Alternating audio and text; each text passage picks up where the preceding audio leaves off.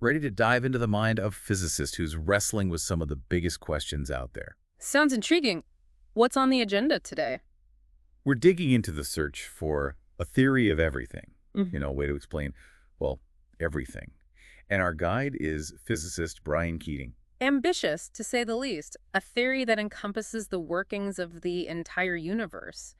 Where do we even begin? Exactly. And what I find so fascinating about Keating is that he's not just looking for answers in the cosmos, he's really examining the nature of knowledge itself. How do we know what we know? How do we even begin to approach such immense questions? Right. We've got this article summarizing a conversation with him, and one of the things that immediately struck me was his perspective on experimental physics. He uses this great analogy comparing physicists to, get this, exterminators of bad theories. Exterminators. Okay, I'll bite. How does that work? Well, he's really emphasizing the importance of being skeptical, of constantly trying to disprove your own theories. He draws inspiration from Richard Feynman, who believed that the first principle of science is to avoid fooling yourself. Makes sense. It's easy to get attached to your own ideas, especially when you're dealing with something as vast and complex as the universe. Exactly. And that's where this rigor comes in, this constant questioning and testing. It's like that old saying, if you can't explain it simply, you don't understand it well enough, but with much higher stakes. Because if you can't explain it simply, there's a good chance you're clinging to a flawed understanding. Right. And Keating takes it even further, arguing that it's not even enough to simply understand, you have to actively try to dismantle your own understanding. Only the theories that can withstand that kind of scrutiny, the ones that can survive being put through the ringer, those are the ones that get us closer to the truth. It's a process of constant refinement, of chipping away at the extraneous until you're left with the essential. But that requires a certain degree of detachment, wouldn't you say? Absolutely. You have to be willing to let go of your own biases, your preconceived notions, to really get at the heart of things. And what I found particularly interesting is how Keating connects this scientific mindset to a broader philosophy of life. He's very aware of our limited time in this world, which pushes him to focus on what truly matters. And for him, that includes writing. He talks about it as a way to create a kind of artificial wisdom, something that extends beyond a single lifespan, passing knowledge and experience down to future generations. It's like leaving behind a map, but not just a map of what you knew, but a map of how you learned to think. A blueprint for effective problem solving, for making decisions in the face of uncertainty. I like that. Blueprint for thinking. It reminds me of what we were talking about earlier, about the importance of constantly questioning and refining our own understanding. And that actually leads us perfectly into this really intriguing concept of artificial wisdom that Keating brings up. This whole idea of artificial wisdom really grabbed me. It's a fascinating concept for sure. Because we live in a time where information is everywhere. Hello, internet. Right? But information overload, well, it's not exactly wisdom, is it? Not even close. Knowing a bunch of facts doesn't make you wise. Right. So how do we bridge that gap? That's where Keating proposes this idea of artificial wisdom as the next frontier. Like, can we push past AI just crunching data to actually making insightful connections, judgments, the kind of stuff we usually think of as distinctly human? It's a really interesting question, and he brings up some great examples from like music and physics. You know, can AI ever really replicate that spark of human creativity? And he argues pretty convincingly that there's a depth to the human experience when it comes to art and creation that AI hasn't quite grasped, at least not yet.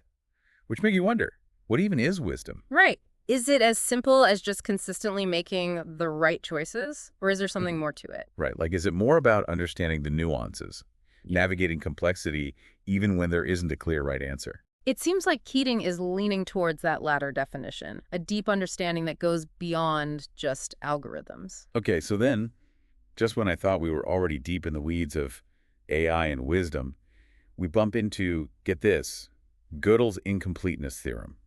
Now, I'm not a mathematician, but as I understand it, this theorem basically says that we can't ever have a complete understanding of any complex system. It's a bit of a mind bender, right? But essentially, yes. There are always going to be truths that we can't prove from within the system itself. It's kind of a humbling thought, isn't it? Like we can try to build these intricate models of the universe and our place in it, but there will always be something that eludes our grasp. Right. It's like there's a fundamental limit to what we can know, but, that doesn't mean the search itself isn't worthwhile. Exactly. And speaking of searching, We haven't even touched on Keating's own research into the origins of the universe. We all hear about the Big Bang, but then Keating throws a curveball by bringing up the cyclical universe theory, the idea that the universe expands and contracts over, well, eons. Talk about a mind-blowing concept. It is pretty wild. It's important to remember that the cyclical universe theory is a different model from the Big Bang theory. The Big Bang describes that initial expansion of the universe from this incredibly dense, incredibly hot state. Right. The cyclical model, on the other hand, proposes that the universe goes through these periods of expansion and contraction potentially forever. It's a pretty radical concept when you think about it. And this is where those limitations of experimental physics that Keating highlighted earlier, that whole exterminator analogy, it makes you think, can we really wrap our heads around something as mind-bogglingly massive and ancient as the universe when we're stuck here inside it? It's a colossal challenge, that's for sure. Trying to unlock the secrets of the universe from within the universe, it's like, well, imagine trying to understand the entire history of a giant redwood tree, but you can only examine a single leaf. Right. We only have access to a tiny fraction of the whole picture. Exactly. And yet, despite those challenges, what I find inspiring is that Keating hasn't given up hope. He's particularly excited about the potential of things like, well, have you heard of cosmic microwave background research? It rings a bell, but to be honest, I'm a little fuzzy on the details. Well, think about the Big Bang, that massive explosion that set the universe in motion. The cosmic microwave background is like the faint afterglow of that event. So we can actually detect this afterglow billions of years later. We can. It's faint, but it's there. And by studying this afterglow, it gives us these little glimpses, these clues about the universe's earliest moments, like what it was made of, what the temperature was like back then, even its shape. It's like a cosmic fingerprint then, something that can tell us about the universe's origins. Exactly. It's like a faint whisper from the dawn of time, and every bit of data we can squeeze out of it, well, it brings us a little bit closer to understanding the bigger story. And I think that's what makes Keating's work so compelling. Even if we never achieve that ultimate theory of everything, that holy grail of physics, the pursuit itself is incredibly valuable. Because it pushes the boundaries of what we think is possible. It makes us confront the edges of our own understanding. And maybe, just maybe, it points us towards a deeper wisdom, one that's not just about finding answers, but about learning to ask better questions. So as we wrap up, it seems like we've stumbled upon more questions than answers, which, when you think about it, is kind of perfect for a deep dive into the search for a theory of everything, wouldn't you say? This whole exploration into the nature of knowledge, artificial wisdom, the vastness of the universe, and our attempts to grasp it all from our tiny corner of existence, it really leaves you with a sense of wonder, doesn't it? A sense of how much more there is to discover, to explore, and maybe, just maybe, to understand, even if that understanding looks a little different than we might have imagined.